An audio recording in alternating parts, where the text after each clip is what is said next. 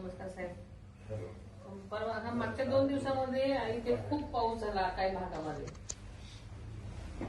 आणि नुकतंच आता पिकाला तर गहू सुद्धा काढायला आला होता, ज्वारी काढायला आली होती आणि सगळं भुईसपाट झालेलं आहे. आंब्याचा मोहर गेला, द्राक्षाचं नुकसान झालंय. सगळीकडे प्रचंड आता काही ठिकाणी शेत म्हणजे अशी झोपलेली आहेत आणि शेतकऱ्यांचं खूप हाल झाले. तर आपल्याला त्याच्यावरती पंचनामा हे लवकरात लवकर करून घ्यायला पाहिजे साहेब.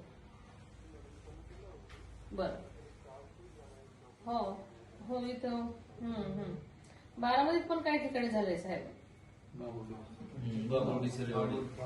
हो दौंड आणि कसोमध्ये जास्त झालेलं आहे. हो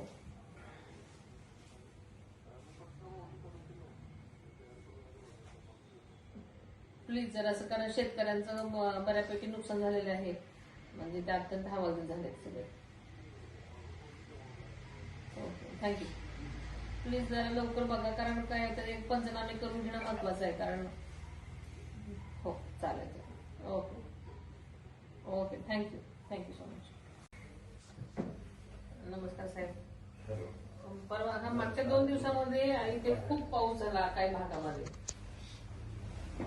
आणि नुकतंच आता पिकाला तर गहू सुद्धा काढायला आला होता, ज्वारी काढायला आली होती आणि सगळं भुईसपाट झालेलं आहे. आंब्याचा मोहर गेला, द्राक्षाचं नुकसान झालंय. सगळीकडे प्रचंड आता काही ठिकाणी शेत म्हणजे अशी झोपलेली आहेत आणि शेतकऱ्यांचं खूप हाल झाले. तर आपल्याला त्याच्यावरती पंचनामा हे लवकरात लवकर करून घ्यायला पाहिजे साहेब.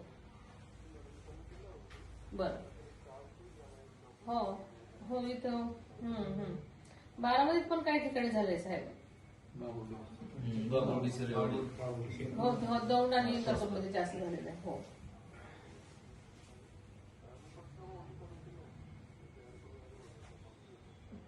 प्लीज जरा असं, कारण शेतकऱ्यांचं बऱ्यापैकी नुकसान झालेलं आहे.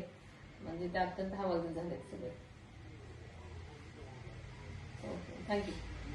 प्लीज जरा लवकर बघा, कारण काय तर एक पंचनामे करून घेणं महत्वाचं आहे. कारण हो चालेल.